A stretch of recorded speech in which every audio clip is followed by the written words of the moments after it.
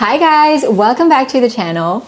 Today's episode is going to be a fun one because we will be talking about apartment hunting in New York City.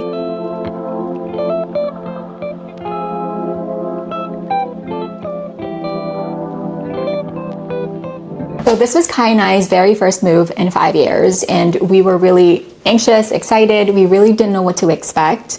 And overall, it was a very tedious process. But in the end, though, we were able to find the perfect apartment that fit our lifestyle and needs. And in this video, we are going to be sharing our experiences, our learnings, and tips to help you find your dream apartment too. The very first thing that we did before we even started looking was to really set a realistic budget.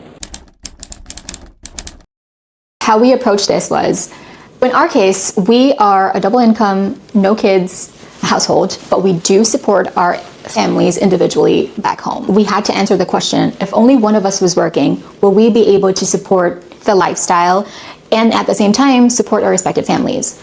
And that is how we set our budget. The next step is to research location. The legwork really started, I would say approximately 6 months prior to the move-in date.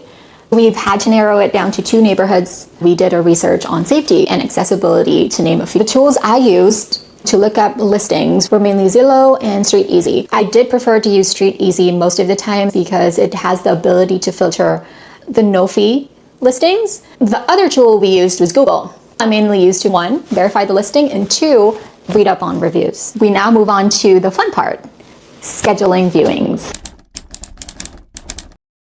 Something to keep in mind, the earliest time that you can view units is a month prior to move-in.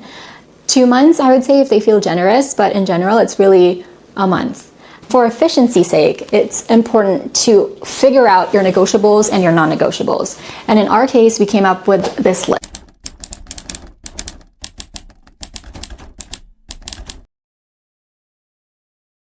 I invite a special guest to join us because she is in charge of doing... She is in charge of the process. You heard her. She is in charge. No, she is in charge of the process. Wait, I didn't even call you yet. Okay, go back. While she is in charge of the decision. I am in charge of the process, organizing. Stop! You have to wait for instructions, okay? You've been introducing me several times. No, I didn't call your name yet. Go back. This guest is too much. My master Excel spreadsheeter, Kai! Okay, good. Okay, my name is Kai. All right, so let's go over the process piece. So we want to be efficient in such a way that even though Mel had selected, for example, in this case, 10 apartments, we want to make sure that we don't waste our time physically meeting with the agents, and we don't also want to waste their time. So we've created this spreadsheet, and for simplicity's sake, I just put apartment 1 through 10. Right next to it is likelihood, because that's the time that we will make decisions as to our top apartments, online reviews of each location, viewing date and time, and you'll see why this is important: agent name, address, monthly rent, utilities, fees like broker fees and other miscellaneous fees during the closing, the cost of transportation on Mel's side and then my side, estimated total monthly cost, and then the time cost associated with traveling to and from work, since we do that 5 times a week, including that's Mel and mine's, parking situation, and the flood risk. So once that's organized, we want to do further research. And now we move on to the critical elements of the spreadsheet. The online reviews is very important. Story time. Just piggybacking on what she said about how important the Google reviews are. When I was looking up listings that really fit the criteria of what I was looking for aesthetic-wise, the moment I went on Google, that's when we slowly started to really filter out the units that are good. Followed by the monthly rent, the monetary cost in blue, and then the non-measurable values. Well, it's still measurable because of time, but the one that's not associated with money per se. After we've made the initial research, we then narrow it down to 5 apartments, so then we can make a purposeful appointment. We made assumptions of the other costs, the utilities and fees. We standardize it, we estimate it and maxed it out based on what we found online. And then the cost of transportation is related to if there's express bus in the area, if it's a combination of train or subway or just a bus. So all those factor in. These are just made up values anyway, but that's what we did. Then you can organize this, right? Weekend 1, weekend 2. So you can do sort A to Z to start with weekend 1. That way you know exactly the time that you spaced out the appointments. For us, it's at least 2 hours because you never know. We might be late or there might be traffic, viewings, like consecutive viewings in the building. So we don't know Parking that situation. Exactly. So you want to just at least 2 hours. And then, of course, we want a snack in between. And we have come to the fun part. It is time to view apartments. Apartment hunting in New York City, day 1. Here we go. Here we go. Broker's fee. Does the super live in the building? What utilities are under us? And then, for example, the heating. Is the utility centralized? Equipment's how old? When was the boiler replaced? That's it.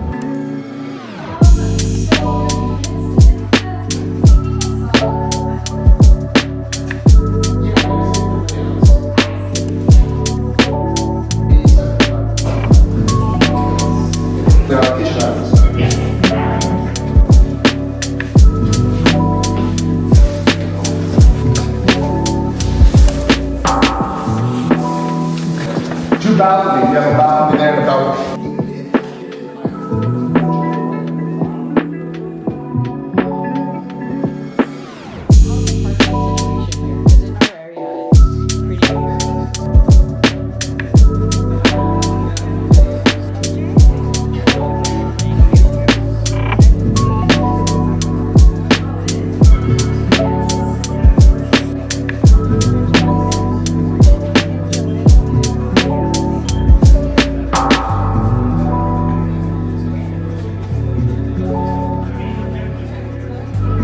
Just saw apartment 1. It was okay overall. I was not sold.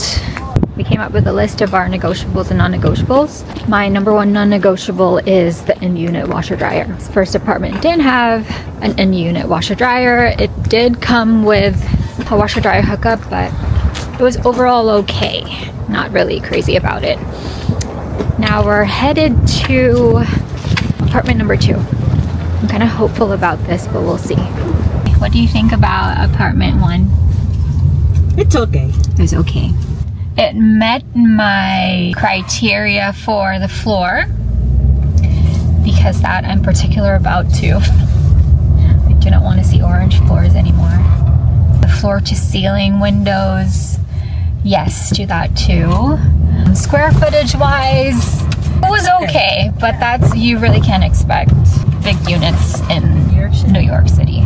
But overall, it was okay. I need to see more. This is really nice. You can host parties here. The tree line.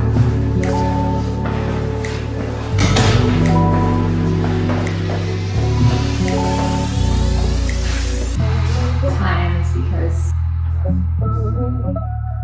I mean It's a better layout.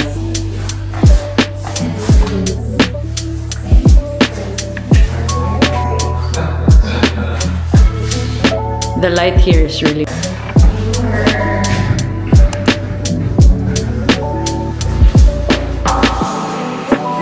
we just got out of apartment number 2. So far, I think we found it. I think we found we're so easily pleased. But no, seriously, it checked off everything that we needed. So I don't know. We're still keeping an open mind and our options open and still look at listings. But so far, building number 2 was a yes.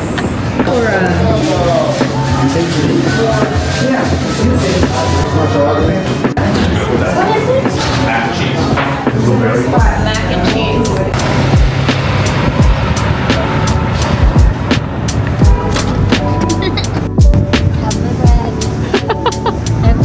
Come in.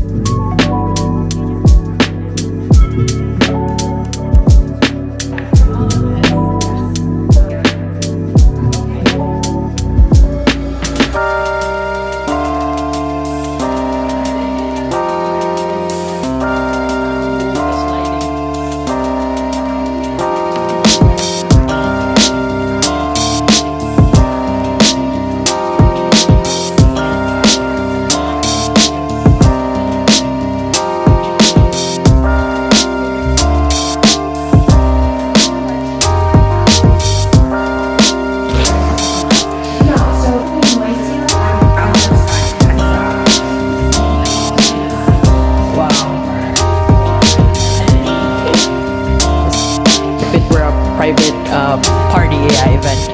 So you can look at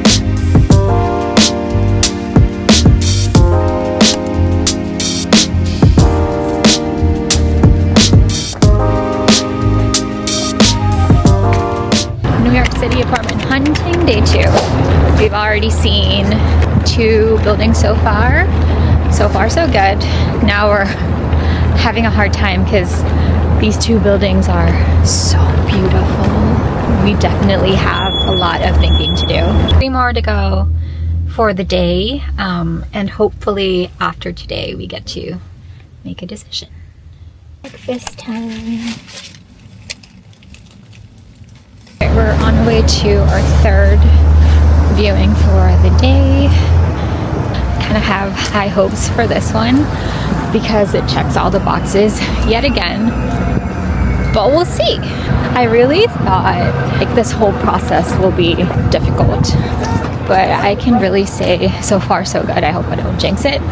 I mean, I guess it's also because there's been a lot of research that went into this before we even started viewing our apartments. This is our first time looking for an apartment since we moved into New York after our very first one. So I'm kind of having fun. It's a new experience and I love getting to see all of these apartments and really getting the vibe of how it would be like to live there. And it's really quite enjoyable.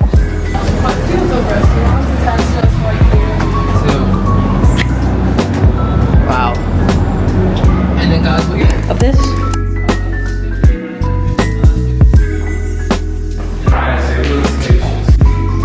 You won't have to have the backup.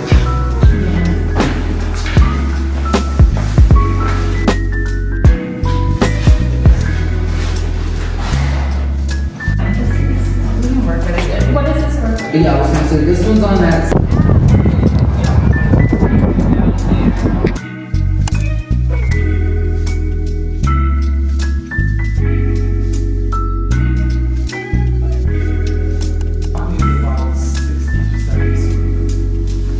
But we don't really hear anything like from here.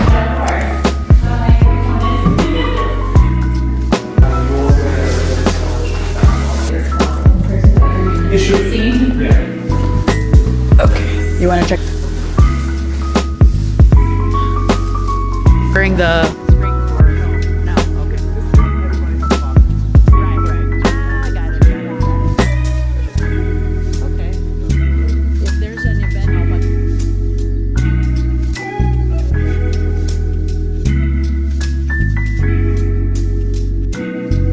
Name dot my first name. So we have amenities.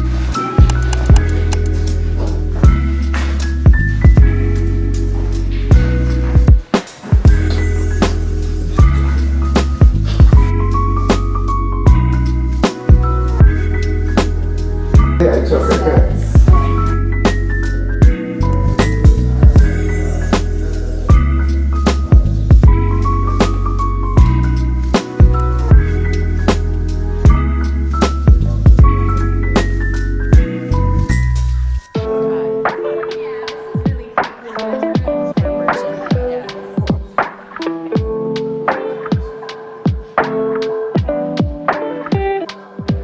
And now we're done with the apartment hunting.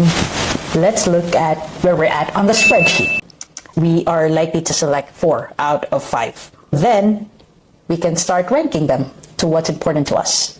So apartment 1, apartment 2, apartment 3, apartment 4, and then the components, price, closet, as you've seen in the video that the closet space here in New York is very limited. Lighting, space, the view, vibe, proximity to restaurants, groceries, church, and other things that are important to us, transportation and what kind of transportation it is. And then we have the rules. Mel and I wanted to score each of the components, and you can make this more complicated if you want, but we decided to just, it's going to be between 0, 1, less than average, or 1, which is very good. You can make it less than below average as 0, average as 1, excellent as 2, however you want it. But for our case, we just did 0 to 1. I'm just making up the 1s and 0 here, but this is essentially our process. We went over it step by step. Apartment 1 with price, how do we like to score it?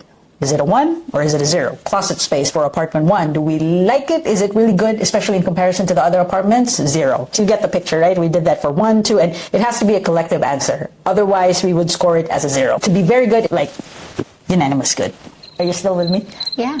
So then you put that in total, and you can see that apartment 3 had the highest score. That's likely the apartment that we want, followed by apartment 1, and then 2 and 4, a tie. This is the crucial part because now it is time to negotiate. It can get complicated. You want to use the techniques, theory, and then the things you've practiced, experienced in the past. But to make it simple, I want to narrow it down to 3. After you've ranked the apartments that you want based on what you like, then it will dictate how aggressive you will be with the first offer. Since our priority is apartment 3, then we would not be aggressive with the first offer in comparison to apartment 4 because we really like apartment 3. Now, when I say aggressive, it's also not to say to go below market rate. So the market rate, you will know it based on your research and what the range is for this type of apartment. It could be based on your other site visits.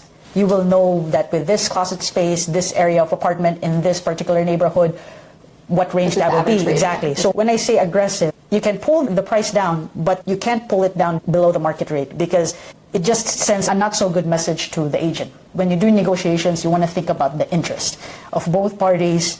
And then the second piece is it's not always about the price.